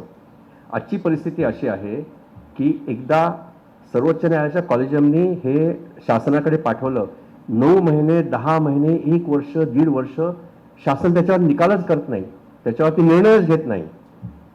आणि त्याचा परिणाम असा होतो की जे खूप वकिली करत असलेले, खूप प्रॅक्टिस असलेले वकील संमती देतात ते 9-10 वर्ष त्यांना अतिशय वाईट पद्धतीने काढायला लागतात. कारण आपण विचार करा 48-50 वर्षाच्या वयोगटाचा तो माणूस असतो, त्याचं उत्पन्नच बंद झालं 9-10 महिन्याकरता. आणि नुसतं उत्पन्न बंद होतं असं नाही, खात्री नाही ना काय करेल केंद्र सरकार. अतिशय वाईट परिस्थिती निर्माण झालेली आहे. खरं म्हणजे ती जी निकालपत्र आहेत सर्वोच्च न्यायालय, त्यात काय म्हटलेलं आहे की सर्वोच्च न्यायालयाच्या कॉलेजियमनी समजा एखादी रेकमेंडेशन पाठवली तर ती रेकमेंडेशन पुन्हा तुम्ही विचार करा असं परत पाठवता येतं शासनाला, केंद्र शासनाला. आणि मग पुन्हा त्याचा उहापोह कॉलेजियमनी करायचा आणि पुन्हा त्यांनी म्हटलं नाही याची नियुक्ती करायची आपल्याला, तर मग मात्र केंद्र शासनाला ती नियुक्ती करावीच लागते. मग प्रत्यक्षात तसं होत नाही. कर्नाटक राज्यात मी असताना एक 45 वर्षाचा अतिशय तरुण वकील, त्याचं प्रचंड उत्पन्न होतं. आणि तो एक वकील असा होता की कुठल्याही तुम्ही वकिलाला विचारलं असतं की सर्वात लायक माणूस कोण आहे न्यायाधीश व्हायला, तर त्याचंच नाव आलं असतं. त्याला माझ्या घरी बोलवलं. मी त्याला सांगितलं की तुला हे आता स्वीकारावं लागेल, तुझं उत्पन्न किती असून दे. तो हा नाही, काहीच हरकत नाही, तुम्ही सांगताय म्हणून. त्यांनी संमती दिली. 6-8 महिने शासनाने ते प्रलंबित ठेवलं. त्यानंतर ते परत पाठवलं कॉलेजियमकडे. कॉलेजियमने पुन्हा ठराव केला, नाही ह्याला करा म्हणून. 1 वर्ष झालं, 1.25 वर्ष झालं, त्याची नेमणूक आली नाही. म्हणून त्यांनी सर्वोच्च न्यायालयाच्या मुख्य न्यायमूर्तीला पत्र दिलं की मी जी संमती दिलेली होती उच्च न्यायालयाच्या न्यायाधीश व्हायला, ती संमती मी मागे घेतोय. आणि तोच वकील आता सर्वोच्च न्यायालयात वकील करायला लागला. कर्नाटकमधून तिकडे गेला. प्रचंड त्याची प्रॅक्टिस आहे. जेव्हा माझ्यासमोर यायचा तो, मला अगदी वाईट वाटायचं की हा माणूस खरं न्यायाधीशाच्या खुर्चीवर बसायचा, तो आता वकिली करतोय. ठीक आहे, त्याचं भलं झालं त्याच्यामध्ये. तर ही आपल्यापुढची सगळ्यात गंभीर समस्या आहे. त्याच्यामुळे होतं असं की अनेक वकिलांना जेव्हा मुख्य न्यायाधीश विचारतात की तुम्ही न्यायाधीश व्हाल का, तो म्हणतो ही सगळी अनसर्टनिटी आहे, मी याला तोंड देऊ इच्छित नाही, माझी प्रॅक्टिस चांगली चालली आहे, मी कंटिन्यू करीन. त्यामुळे अनेक चांगले वकील नाही म्हणतात हल्ली, कारण हे केंद्र शासनाचं फेल्युअर आहे याच्यामध्ये.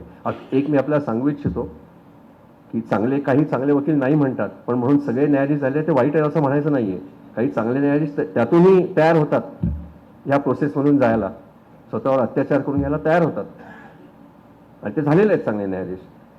आणि मग कधीतरी अपवादात्मक असं होतं, आपल्या मुंबई उच्च न्यायालयाचं झालं की हायकोर्टाच्या कॉलेजियमनी ज्या दिवशी शिफारस केली तो दिवस, त्या दिवसापासून ते वॉरंट इश्यू करून 3.5 महिन्यात 14 लोकांची नियुक्ती झाली. हा अपवाद आहे, लक्षात ठेवा. मी त्यावेळेला असं म्हटलं होतं एका मीडियाला इंटरव्ह्यू देताना की हा जर नियम झाला तर मला आनंद होईल, पण असे अपवाद जर आपण करायला लागलो तर ते योग्य नाही आहे, कारण बाकीचे अजून 6 महिने 1 वर्ष प्रपोजल पेंडिंग आहेत अजून. तर ही एक फार महत्त्वाची गोष्ट आहे की ज्याच्यामध्ये सुधारणा व्हायला पाहिजे. ती सुधारणा थोडीशी आमच्या हातात आहे की आम्ही कॉलेजियममध्ये बसताना आम्ही खूप प्रगल्भपणे काम, तो एक भाग झाला. दुसरा भाग म्हणजे ज्याच्याबद्दल बोललो नाही तर बऱ्याच लोकांना वाईट वाटेल, न्यायालयाच्या सुट्ट्या.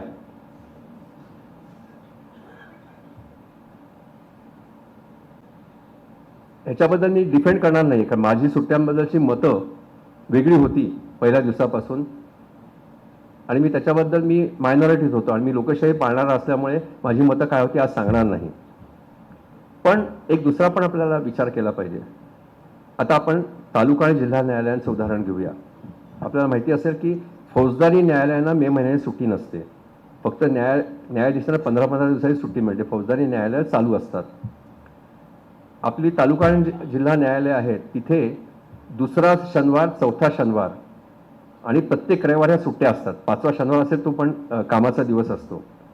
आपण कुठेही चौकशी करा, ह्या न्यायालयात जे काम करणारे सगळे तरुण असतात लोक. म्हणजे आपण धरून चालूया 2 सेकंड सॅटर्डे, 4th सॅटर्डे 2 सुट्ट्या, 4 रविवार असं धरून चालूया, 6 सुट्ट्या असतात. कमीत कमी 3 सुट्ट्या त्यांच्या लोक अदालत, लिगल एडचे वर्कशॉप किंवा न्यायाधीशांचे वर्कशॉप, कमीत कमी 3 सुट्ट्या त्यांच्यात जातात. ते आपण लक्षात ठेवलं पाहिजे. 6 सुट्ट्यांपैकी प्रत्येक न्यायाधीशाला 3 सुट्ट्या ह्याच्यात जातात. सर्वोच्च न्यायालयाच्या बाबतीत बोलायचं झालं, मी एका डॉक्टरांच्या परिसंवादाला गेलो होतो. सर्वोच्च न्यायालयाचा न्यायाधीश असताना अतिशय विद्वान अशा एक डॉक्टर माझ्यासमोर बसला होता. त्यांनी मला प्रश्न विचारला की अमेरिकेचं सर्वोच्च न्यायालय आहे, त्या न्यायालयात एकही खटला प्रलंबित नसतो. तुमच्याकडे 85,000 आहेत, आता 90,000 झालं आहे. ती कालची संख्या पाहिली तर हे असं कसं? मी त्यांना उत्तर दिलं. त्यांना म्हटलं तुम्ही वेबसाईटवर जा, तुम्ही बघा, अमेरिकेतलं सर्वोच्च न्यायालय हे वर्षातनं 70 ते 80 दिवस फक्त काम करतं. त्यांच्याकडे 10,000 खटले दाखल होतात, त्यातले सगळे खटले फेटाळले जातात सुरुवातीलाच, आणि 400 ते 500 खटल्यांचा निकाल वर्षभरात ते करतात. आज आपण सर्वोच्च न्यायालयात गेलं तर प्रत्येक बेंच प्रत्येक आठवड्याला 100 केसेसचा निकाल करत असेल. सिंगापूरचं आपण खूप कौतुक करतो. सिंगापूरचं सर्वोच्च न्यायालय तिथे काय करतात, 1 आठवडा केसेस ऐकतात, 1 आठवडा विचार करण्याकरता त्यांना सुट्टी असते, आणि 1 आठवडा निकालपत्र घेण्याकरता सुट्टी असते. काय असतं माहिती आहे का, की मी सुट्ट्या डिफेंड करत नाहीये, पण मी स्वतःच्या अनुभवावरून मी आपल्याला सांगतो. मी 15 वर्ष 9 महिने उच्च न्यायालयाचा न्यायाधीश होतो. 4 आठवडे सुट्टी असायची.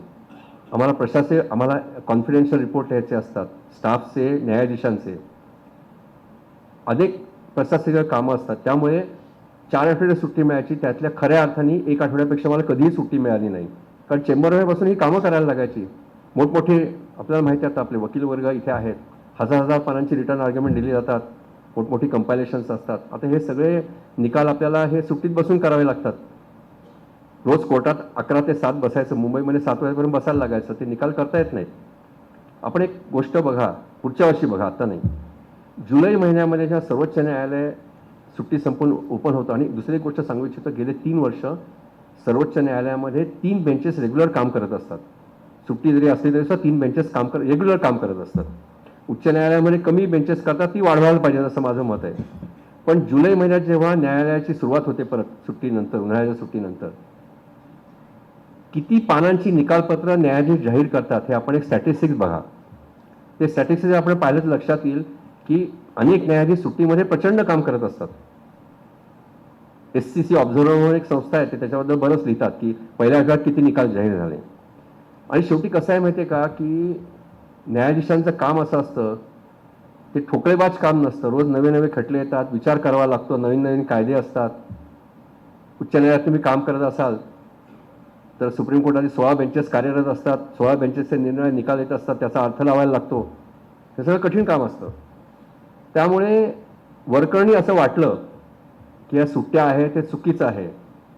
चेष्टा करताना आमचे लोक, तुम्हाला काय सुट्टी आहे, पण न्यायाधीश सुट्टीत किती काम करतात बऱ्याच लोकांना दिसत नाही. आणि दुसरी एक मी तुम्हाला सांगतो गोष्ट, उद्या एखाद्या मुख्य न्यायमूर्तींनी एक ठराव करावा, त्याच्यात आम्ही मे महिन्यात सुट्टी देणार नाही, सर्वच्या सर्व वकील संघटना बंद करतील, मी आत्ताच सांगतो माझ्या अनुभवानं. तर सुट्ट्या कमी करायला पाहिजे किंवा सुट्ट्यांच्या काळातली बेंचेस वाढवायला पाहिजे, ह्या गोष्ट खरी आहे, त्याच्याबद्दल काम करायला पाहिजे. पण असं असतं की जिथे आम्ही दिवसाला 10 खटले खरं आयडियली चालवायला पाहिजे, ते आम्ही 100 चालवत असू, तर मग तुमच्या प्रकृतीवर परिणाम व्हायला लागतो. कारण शेवटी कसं असतं, मी दिवसाला बसून एक 40-50 ऑर्डर केल्या, त्या ऑर्डर्स करेक्ट करायला मला 3 तास लागतात. त्यानंतर दुसऱ्या दिवशीचं वाचन, रिझर्व जजमेंट करणं, हे खूप काम असतं. म्हणजे मी सुट्ट्यांबद्दल डिफेंड करणार नाही, पण सुट्ट्यांबाबतची पार्श्वभूमी आपण लक्षात घेतली पाहिजे. कारण शेवटी न्यायाधीशांची संख्या वाढली तर कदाचित आता सुप्रीम कोर्टात जशी 3 बेंचेस बसतात तशी उच्च न्यायालयात 5-6 बेंचेस बसू शकतील. म्हणजे असं काहीतरी त्यातनं मार्ग शोधावा लागेल आपल्याला. आणि अजून एक 2-3 गोष्टी मला सांगितल्या पाहिजेत. गेल्या काही वर्षात एक गोष्ट झालेली आहे, म्हणजे आपल्याकडे कमर्शियल कोर्ट्स ॲक्ट आला आणि एक नवीन सुरू झालं की कमर्शियल कॉजेसना आपण प्राधान्य द्यायला पाहिजे. तो आपण कायदा बघा, तो कायदा कशाकरता आलेला आहे की आम्ही कमर्शियल कॉजेसचा निकाल किती प्रभावीपणे करतो हे दाखवून वर्ल्ड बँकेमध्ये भारताचं रँकिंग वाढावं म्हणून. आता रँकिंगचा आणि न्यायालयाचा काय संबंध आहे? मला नेहमी असं वाटतं की आपल्याकडे जे खटले असतात 90% खटले सामान्य कोणतरी अर्ध्या एकराच्या जमिनीत शेअर करता केलेला असतो, कोणतरी तुरुंगात असतो, 10 वर्ष कितपत पडलेला असतो, गरीब लोकांचे खटले असतात, कोणाला पेन्शन मिळालं नसतं, कोणाला नोकरीत परमनंट केलेलं नसतं, असे खटले असतात. आपण जर विचार केला तर आपल्या देशात जे सो कॉल्ड कमर्शियल खटले आहेत ते 5% पण नसतील. आर्बिट्रेशन हल्ली मोठमोठे परिसंवाद होतात आणि आपण काय म्हणतो की बघा, हे परदेशी आपल्या इन्व्हेस्टमेंट पाहिजे असेल तर आपलं आर्बिट्रेशन खूप चांगलं चाललं पाहिजे. न्यायव्यवस्थेचा आणि परदेशी इन्व्हेस्टमेंटचा काही संबंध नाही आहे. न्यायव्यवस्थेचं काम आहे आपलं कायद्याप्रमाणे निकाल देणं. तर हे जे काही प्रश्न झालेला आहे आता की ह्या कमर्शियल केसेसना प्राधान्य दिलं पाहिजे, मला प्रामाणिकपणे असं वाटतं की भारतासारख्या देशामध्ये हे कमर्शियल लिटिगेशन फक्त 5% आहे आणि सामान्य माणसाचं लिटिगेशन हे 90-95% आहे. त्याला प्राधान्य न देता आपण आता कायद्याप्रमाणे ह्या कमर्शियल केसेसना प्राधान्य द्यायला लागलेलो आहे. त्याचा आपल्याला गांभीर्याने विचार करावा लागेल. कारण शेवटी कसं आहे, भारतात लोकशाही आहे, भारतातली कितीतरी लोकसंख्या अजून बिलो पॉवर्टी लाईन आहे. ह्या सगळ्याचा आपण विचार केला पाहिजे. आणि मला असं वाटतं की ह्या कमर्शियल केसेसना किंवा आर्बिट्रेशनना आपण प्राधान्य देणं हे कितपत योग्य आहे ह्याच्याबद्दल विचार केला पाहिजे. दुसरंही आता झालेलं आहे हल्ली की पूर्वी वकील एखादा दावा दाखल करायचे ते 4-5 पानांमध्ये लिहायचे, आता 15 पानांचा 20 पानांचा दावा होतो, जिथे सर्वोच्च न्यायालयाचे निकाल दाखवतात वकील आर्ग्यू करताना. पूर्वी काय व्हायचं, मी वकिलाला सुरुवात केली ती मेहनत असायची, निकालपत्र शोधणं म्हणजे कॉमेंट्री वाचायच्या, ते लॉ रिपोर्ट, खांदे दुखायला लागायचे शेवटी. आणि त्यावेळेला काय होतं, हे झेरॉक्स वगैरे पण त्या पुस्तकांच्या काढता यायच्या नाहीत. त्यामुळे अगदी योग्य जे निर्णय निकालपत्र असतील 3-4 सर्वोच्च ते पुस्तकं हातात घेऊन आम्ही जायचो. आता काय झालं, एक बटणं दाबलं, एक आता उदाहरण देतो आपल्याला की सर्कमस्टन्शियल एव्हिडन्स कायदा, त्या सारडाच्या केसमध्ये कायदा तो अनेक वर्ष आपण फॉलो करतो. पण आता वकील वर्ग आर्ग्यू करताना काय करतो, सर्कमस्टन्शियल एव्हिडन्सवरती सारडाचं निकालपत्र देतो, त्यानंतर 15 निकालपत्र सुप्रीम कोर्टाने तेच लिहिलेले देतो आणि इतर 10-15 उच्च न्यायालयांची निकालपत्र आपण देतो, कारण सोपं झालं आहे ते. बटणं दाबायची निकालपत्र मिळतात. त्यामुळे अशी एवढी मोठी लंबी चौडी कंपायलेशन आपण आता दाखल करतो कोर्टामध्ये. थोडंसं वकील वर्गाने याच्याबद्दल विचार करायची वेळ आलेली आहे.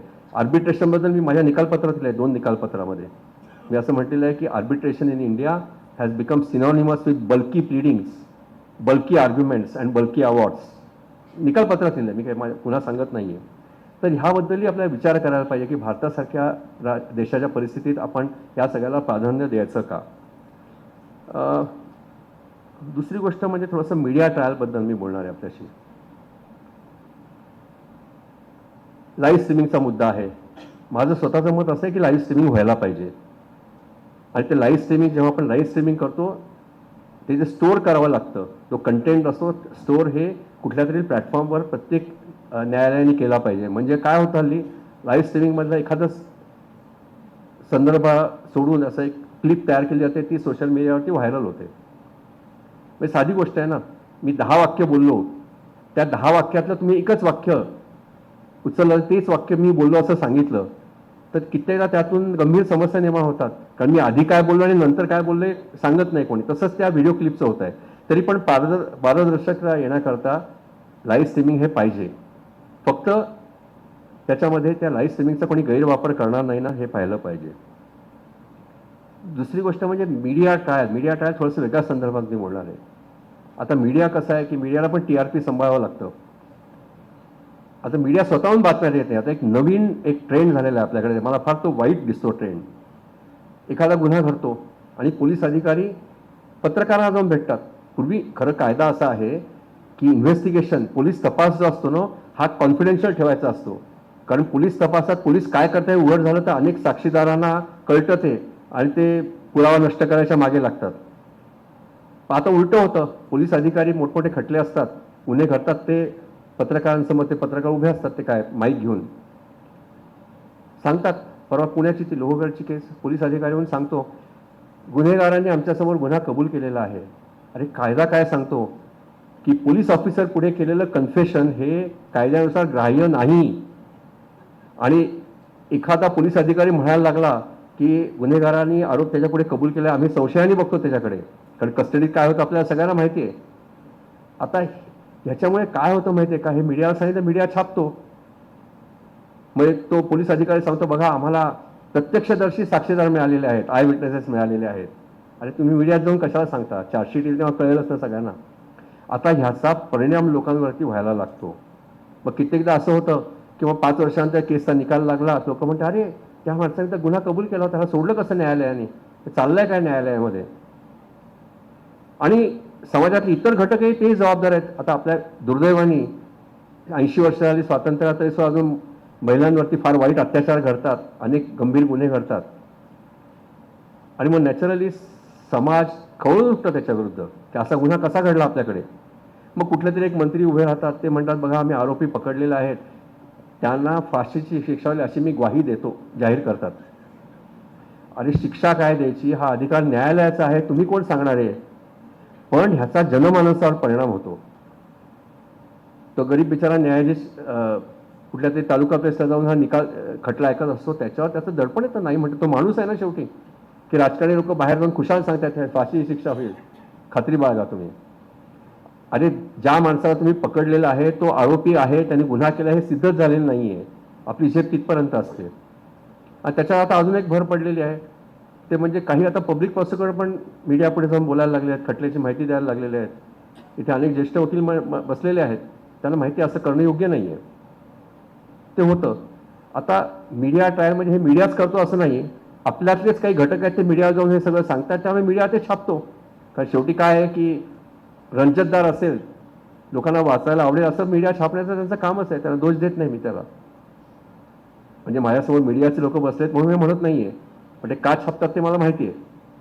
तर मीडिया ट्रायल हा पण आपल्या पुढचा आता सध्याचा एक फार मोठा यक्ष प्रश्न आहे आणि त्याविषयी पण काहीतरी आता विचार करायची वेळ आलेली आहे आणि खटल्याचा निकाल लागायच्या आधी त्याच्यावरती संभाषण करणं आणि वकील वर्ग सुद्धा हल्ली मागे राहिलेलं नाही हो. एक छोटी मुलगी होती 19 वर्षाची कर्नाटकमध्ये एका जिल्ह्यामध्ये.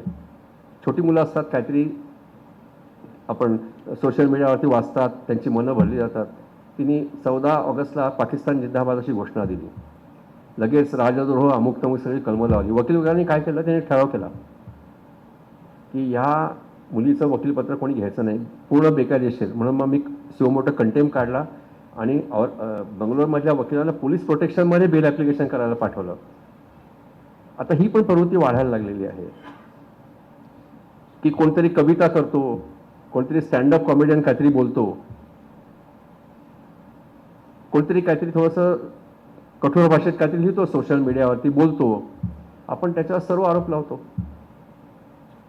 IPCचा 153A 153B समाजात तेढ उत्पन्न केली, त्यांनी अमुक केलं तमुक केलं, त्यांनी जातीय भावना भडकवल्या.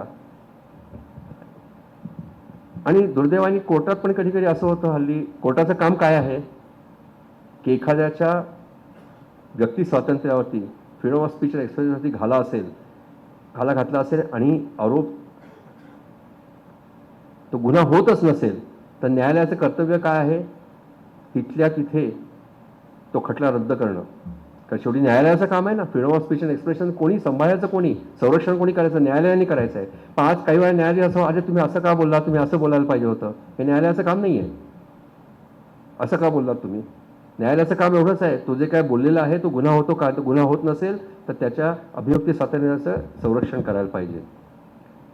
आणि इथे कुठेतरी आता एक टीकेचा सूर असतो की हे जे स्वातंत्र्य आहे, सगळ्यात महत्त्वाचं स्वातंत्र्य आहे, अभिव्यक्ती स्वातंत्र्य, आपण कुठे कमी पडतोय का. अनेक महत्त्वाचे निकाल दिलेले आहेत त्याच्याबद्दल, चांगले निकाल आहेत, पण त्याची अंमलबजावणी होते का वगैरे हे प्रश्न आता येतात. किंवा मग असे म्हटलं मी पर्यावरणाविषयी अतिशय महत्त्वाचे निकाल दिले, त्यामुळे पर्यावरण वाचलेलं आहे आपल्याकडचं. पण तो जो ट्रेंड होता पर्यावरण वाचत, तो पण ट्रेंड बदलायला लागलाय की काय, अशी शंका काही कायद्याच्या अभ्यासकांच्या मनामध्ये आता निर्माण व्हायला लागलेली आहे. तर त्यामुळे हे सगळं जे आहे ना, त्याच्यासाठी एकच गोष्ट आपण करायला पाहिजे. त्याच्याकरता डॉक्टर दंदेंना मी धन्यवाद देतो की एक अतिशय विधायक अशी चर्चा ह्या सगळ्याबद्दल व्हायला पाहिजे. आणि मगाशी म्हटल्याप्रमाणे टीका ही विधायक मार्गाने झाली पाहिजे, कन्स्ट्रक्टिव्ह झाली पाहिजे. आणि शेवटी टीकेचा उद्देश काय, आपल्या सगळ्यांचा एक कॉमन उद्देश आहे की न्यायव्यवस्था ही आहे त्यापेक्षा खूप सुदृढ झाली पाहिजे. आणि घटनेने जे आपल्याला आश्वासन दिलेलं होतं की सामाजिक, आर्थिक आणि राजकीय न्याय मिळेल, तो न्याय सगळ्यांना मिळाला पाहिजे. शेवटी आपला उद्देश तोच आहे. आणि म्हणून ह्याविषयी न्यायालयात चांगलं काय होतं, चांगलं अनेक गोष्टी होतात मी आपल्याला सांगितल्या, पण न्यायालय कुठे कमी पडतायत, त्याची चूक न्यायालयाची आहे का बाहेरच्या एक्सटर्नल फॅक्टर्सची चूक आहे, याविषयी आपण उहापोह व्हायला पाहिजे. आणि मला असं वाटतं की न्यायसंस्था ही संस्था अशी आहे ना की ज्याच्याबद्दल अशा तऱ्हेचं संवाद न झाल्यामुळे जास्ती गैरसमजच आहेत. आता हे लोकांना माहिती नसतं की ट्रायल कोर्ट आणि डिस्ट्रिक्ट कोर्टात काम करणाऱ्या न्यायाधीशांना 6 पैकी 3 सुट्ट्या आठवड्याच्या ह्या कामाकरता द्याव्या लागतात, माहिती नसतं. लोक अदालत असतात, इतर अनेक कार्यक्रम असतात, टीका होते, त्याच्यावर कोणीही टीका करत नाही. हा सगळ्यात दुर्दैवाचा भाग आहे. आणि म्हणून मला नेहमी असं वाटतं की मी मगाशी म्हटलं की जर न्यायव्यवस्थेची स्थिती नीट नसेल तर त्याला आपण सर्वजण जबाबदार आहोत. मी पण त्याच्यात येतो, कारण मी पण 21 वर्ष 9 महिने काम केलेलं आहे, 3 वेगवेगळ्या कोर्टांमध्ये काम केलं आहे. म्हणजे माझी जबाबदारी मला टाळता येणार नाही. पण शेवटी याला उत्तर एकच आहे की एक शास्त्रोक्त पद्धतीने न्यायव्यवस्थेत काय करायला पाहिजे याचा अभ्यास करणं, तो अभ्यास राज्यकर्त्यांपर्यंत पोहोचवणं की ज्यांच्याकडनं बरीच कामं करून घेणं गरजेचं आहे. हे जर केलं तरच न्यायव्यवस्था सुधारेल. नुसते अनाठे टीका करून न्यायाधीश असं करतात तसं करतात, सोशल मीडियावरती जे लिहून येतं आणि ते आपण न विचार करता फॉरवर्ड करत असतो दुसरीकडे, त्यांनी काही साध्य होणार नाही आहे. एक प्रकारची विधायक टीका, एक अशा तऱ्हेचा संवाद न्यायव्यवस्थेविषयी, तो संवाद झाला तरच न्यायव्यवस्थेमध्ये एक सकारात्मक पद्धतीचे बदल घडतील अशी आपण आशा करायला हरकत नाही. आणि म्हणून मला असं वाटतं की नागपूरपासून सुरुवात झालेली आहे आणि मला वाटतं हे अनेक ठिकाणी झालं पाहिजे. आपण जेव्हा वकील वर्गाचे वगैरे हे कार्यक्रम होतात त्यावेळेला आपण फक्त हे आर्बिट्रेशन वगैरे अशा विषयावर चर्चा करतो, कुठल्या तरी फॅन्सीफुल विषयावर चर्चा करतो, ज्याच्यावर चर्चा करायला पाहिजे त्याच्यावर आपण चर्चा करत नाही. तर मला असं वाटतं खूप वेळ झालेला आहे. मला एवढंच सांगायचं होतं. आणि मी 21 वर्ष 9 महिने काम केलेलं आहे, 20 वर्ष वकील म्हणून काम केलं आहे. त्या न्यायव्यवस्थेपुढे बद्दल बोलायचं झालं मला रात्रही पुरणार नाही, कुठेतरी थांबायला पाहिजे, म्हणून आता मी थांबतो. आणि पुन्हा एकदा आयोजकांना धन्यवाद देतो. आणि एवढ्या मोठ्या संख्येने एका न्यायाधीशाचं, ते सुद्धा निवृत्त न्यायाधीशाचं, ज्याला कुठलाही अधिकार उरलेला नाही, अशा न्यायाधीशाचं विचारमंथन ऐकण्याकरता आपण मोठ्या संख्येने उपस्थित राहिलात, त्याबद्दल मी आपला ऋणी राहीन. सगळ्यांना धन्यवाद देतो. नमस्कार.